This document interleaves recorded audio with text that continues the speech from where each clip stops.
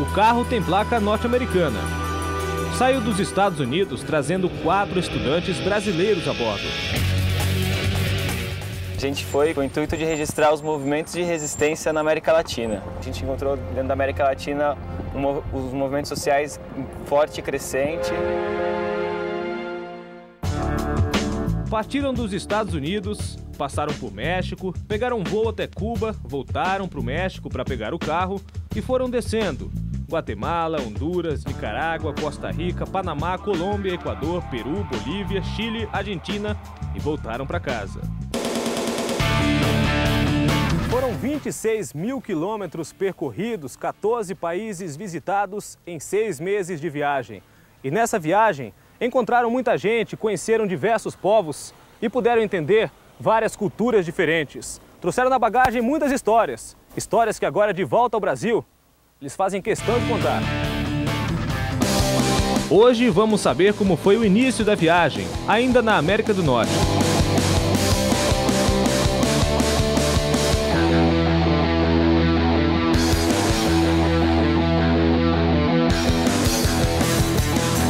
Nos Estados Unidos nós visitamos New Orleans, San Antônio e Washington. Então a gente viu bastante manifestação contra o governo do Bush, alguns manifestantes até pedindo por causas, na verdade, mundiais.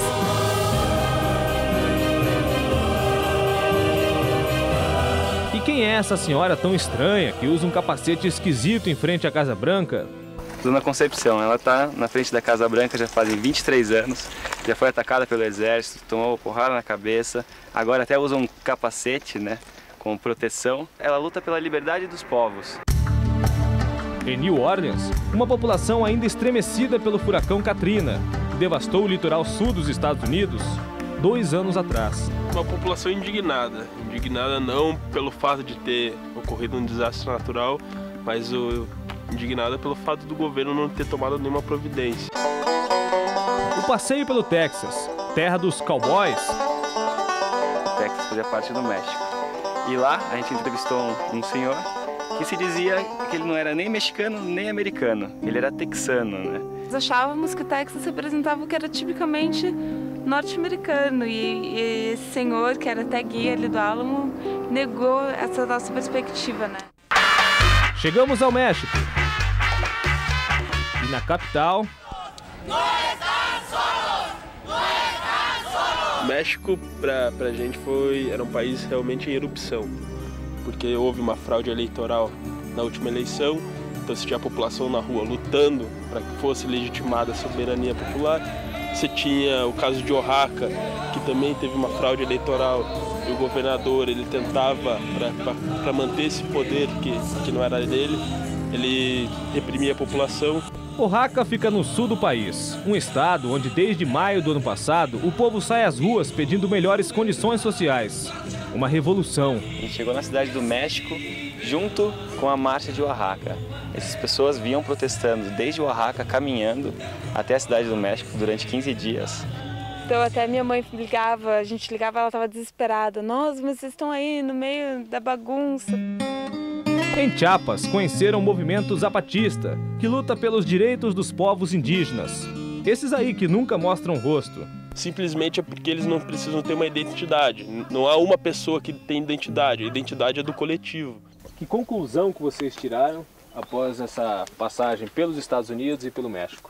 Aprendemos muito com os povos mexicanos, principalmente porque eles têm a cosmovisão de mundo que nem dos povos originários, que nem os indígenas. Então é um mundo mais de igualdade, mais de fraternidade. Presenciamos espaços de lutas, mas acho que o mais importante é que também conseguimos presenciar os espaços sociais, os espaços de convívios, e com isso também aprendíamos como que eles conseguem viver em coletividade. Serve de lição?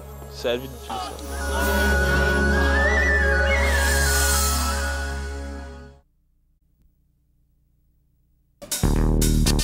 Foram 6 meses de viagem e 15 países visitados. Tudo de carro.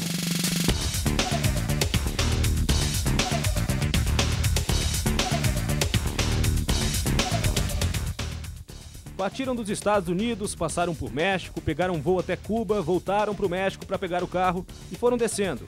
Guatemala, Honduras, Nicarágua, Costa Rica, Panamá, Colômbia, Equador, Peru, Bolívia, Chile, Argentina e voltaram para casa. Tiago, Lígia, Milena, Pedro e esse carro aqui. Juntos, eles percorreram mais de 26 mil quilômetros. Viajaram pela América Latina, são os latinautas. Conheceram povos, culturas diferentes.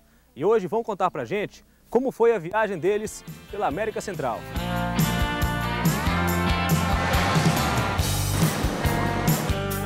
A nossa viagem não foi uma viagem de aventura só, né? A gente foi com o intuito de registrar as resistências na América Latina.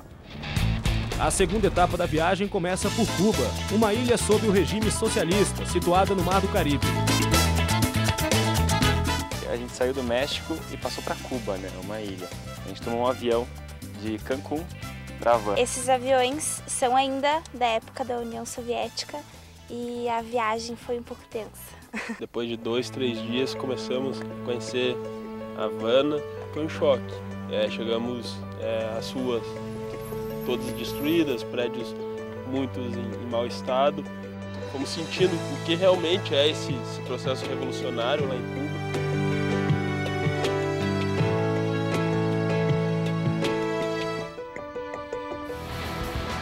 A próxima parada é a Guatemala, um país em reconstrução que passou por uma guerra civil.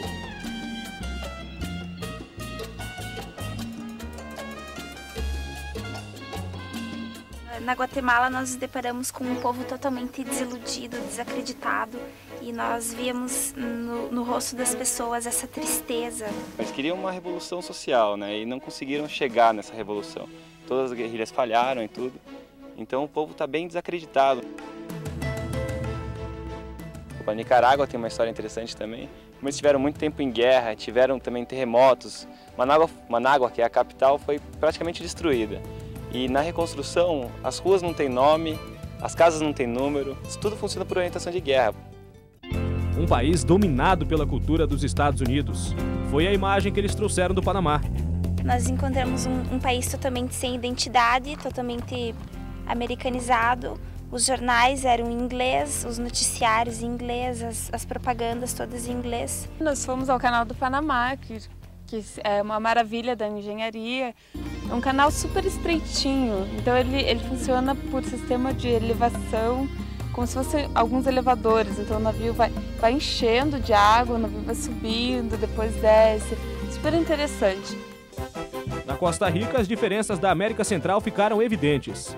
Então, Costa Rica foi o país mais rico que nós passamos. Ele contrastava com os outros países da América Central. Por algumas questões. Primeiro que a Costa Rica não teve guerra. E quase todos os países que nós passamos tiveram guerra. Então eram países que ainda estavam em reconstrução. Qual que é a conclusão que vocês chegaram depois de terem percorrido a América Central? Muita desilusão, muitos problemas, muita luta. As pessoas pararam de acreditar que o governo ia dar soluções e elas começaram a tomar para elas o direito de exercer esse poder. Dá para se tirar alguma lição de tudo isso? Dá para se tirar e passarmos a acreditar mais em nós mesmos.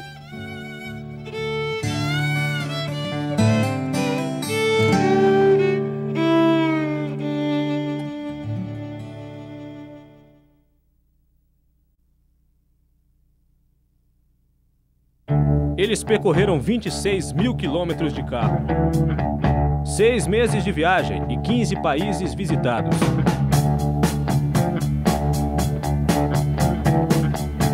Partiram dos Estados Unidos, passaram por México, pegaram voo até Cuba, voltaram para o México para pegar o carro e foram descendo.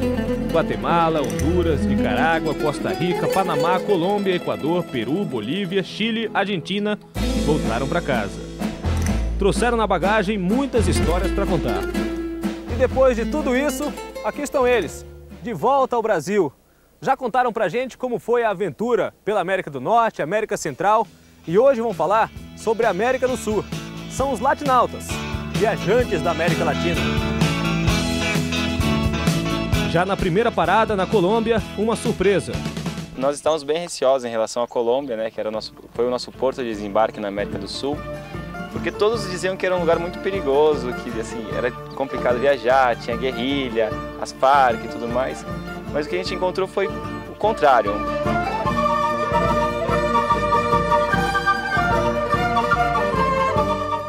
Depois de passar pelo Equador e Peru, eles chegaram à Bolívia.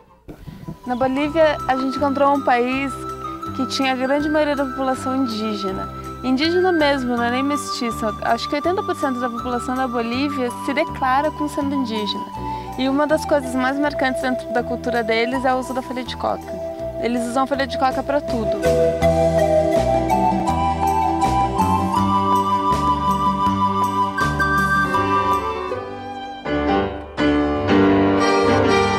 Nós saímos do Chile e partimos para o nosso último país desse nosso trabalho. E primeiramente chegamos em Mendoza, uma cidade totalmente colonial, e logo partimos para Buenos Aires em busca desses movimentos sociais.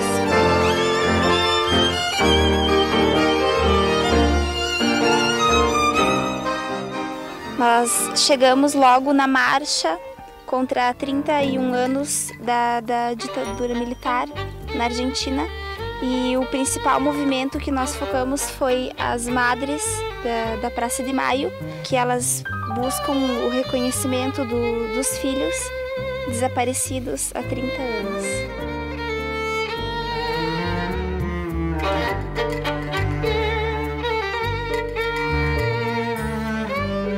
O que mudou na vida de vocês depois que vocês voltaram nessa viagem? Mudou bastante coisa. A coisa que mais mudou foi a nossa visão de mundo, porque agora conhecendo tantas culturas diferentes, tantas realidades diferentes da nossa, agora a gente passa a ver as coisas com um novo olhar. E acho principalmente o fato de nos reconhecermos mais como latinos, saber que nós somos latino-americanos, que a gente faz parte desse povo, ver como a gente se identifica com eles, saber das nossas igualdades, que nós somos todos irmãos.